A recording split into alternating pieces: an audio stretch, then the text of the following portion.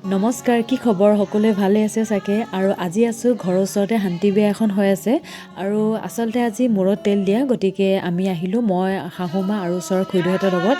এয়া সকলোৱে ওলাইছে, এতিয়া পানী তুলিবলৈ গৈছে।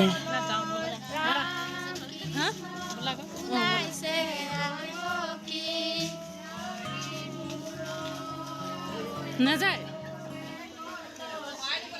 অঁ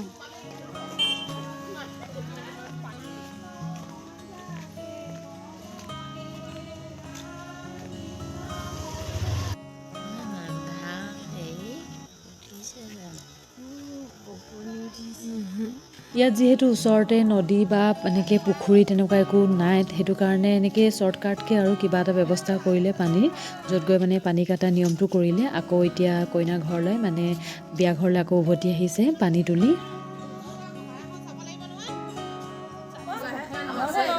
কেনেকুৱা হ'ল? 200 টকা। কেনেকৈ হ'ব? 120 টকা কোৱাৰ্টাৰটো লৈ হিচাপটো অংকটো তাত 140 টকা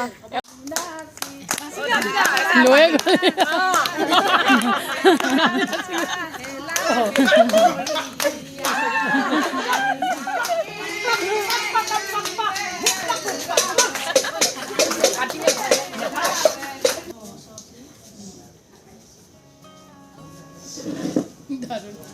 যাম বুলি ভাবিছিলোঁ।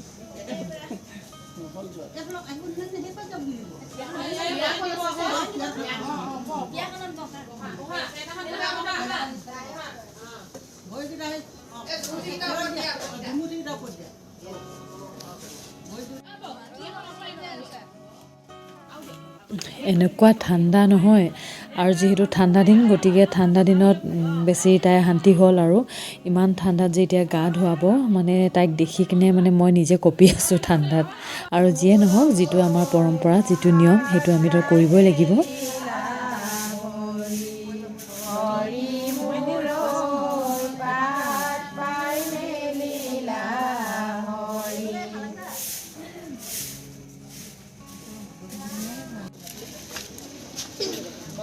আমাৰ গুণগুণ আহিলে অ কৃষ্ণ মামা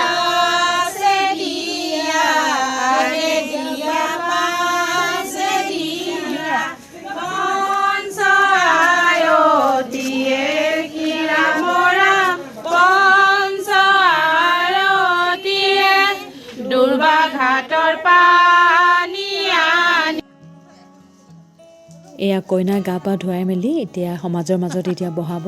আৰু যিহেতু যিটো নিয়ম আছে, গতিকে এতিয়া বিয়ানাম জুৰিব। আৰু শৰাইৰ কাৰণে তেওঁলোকৰ যিসকল কইনাৰ আপোন মানুহ, মমায়েক, দদায়েক, খুৰীয়েক, যিয়ে নহওক বাৰু, তেওঁলোকক এতিয়া শৰাইৰ কাৰণে নাম জুৰিছে। আৰু এইদৰে আজি থাকিলোঁ আৰু তাত অলপ দেৰি, তাৰপিছত খোৱা বোৱা কৰিলোঁ, ঘৰলৈ গুচি আহিলোঁ। বিয়া ঘৰৰ পৰা আহিলোঁ, অহাৰ পিছত অলপ স্কিনখন অলপ চফা কৰোঁ বুলি ভাবিলোঁ, কাৰণ আমি ফেচ ৱাছ কৰোঁ যদিও স্কিনখন ভালদৰে চফা নহয়। গতিকে ঘৰুৱা এটা টিপছ এটা মই আজি আপোনালোকৰ আগত এই ভিডিঅ'টোত আপলোড কৰিছোঁ। সকলোৱে নিজৰ নিজৰ স্কিন কেয়াৰ কৰে নিজৰ নিজৰ ধৰণে। মই বাৰু কেনেকৈ কৰোঁ চাওকচোন। প্ৰথমে এই কটনত অলপ কেঁচা গাখীৰ তিয়ালোঁ, তাৰপিছত মুখখন এনেকৈ লাহে লাহে এনেকৈ চফা কৰিছোঁ। গোটেই মুখখনত এনেকৈ কেঁচা গাখীৰ লগাইছোঁ। কিন্তু গাখীৰখিনি গৰম কৰা নহ'ব, গাখীৰ কেঁচা হ'ব লাগিব, নহ'লে কামত নিদিব। আৰু কটনখনত আপোনালোকে যেতিয়া গাখীৰ লগাই মুখখন এনেকৈ লাহে লাহে যেতিয়া এনেকৈ ঘঁহি ঘঁহি চফা কৰে, আপোনালোকে চাব কটনখনত গোটেই মলি, গোটেই লেতেৰা, মানে একদম কটনখন ক'লা হৈ যায়। তেতিয়াই গম পোৱা যায় যে স্কিনখন কিমান লেতেৰা আমাৰ।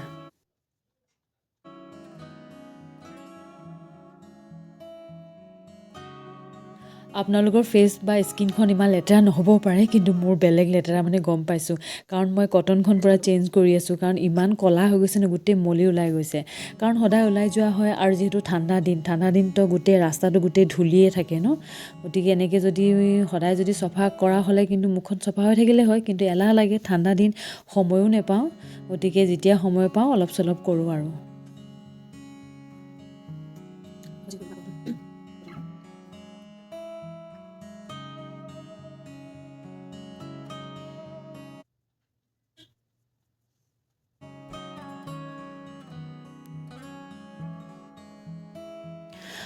গাখীৰে মুখখন চফা কৰাৰ পিছত এতিয়া মই ঠাণ্ডা পানী দি মুখখন ভালদৰে ধুলোঁ আৰু মুখত থকা পানীখিনি যাতে ধুনীয়াকৈ শুকাই লৈছোঁ। তাৰপিছত মই এতিয়া আৰু কিবা এটা কৰিম।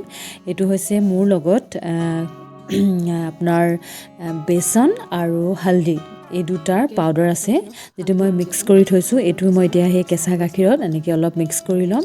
তাৰপিছত অলপ কটন অলপ লৈ সেই গোটেই যিটো মই মিক্সাৰটো বনাইছোঁ সেইটো ধুনীয়াকৈ কটনত অলপ ডুবাই মেলি মুখত আকৌ ঘঁহিম মই।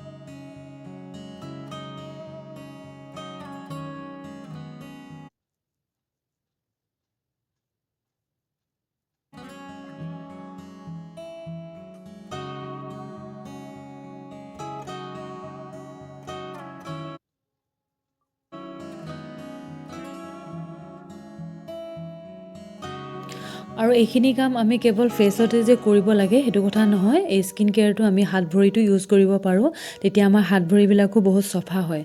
কিন্তু মই এইবিলাক জানো কিন্তু নকৰোঁ, কাৰণ এলাহ যে। যিয়ে নহওক বাৰু অলপ দেৰি এইখিনি ফেচত থ'ব দিলোঁ, ৰাখিলোঁ অলপ সময় 5 মিনিট। তাৰপিছত মই আকৌ মুখখন ধুনীয়াকৈ ধুলোঁ ঠাণ্ডা পানী দি।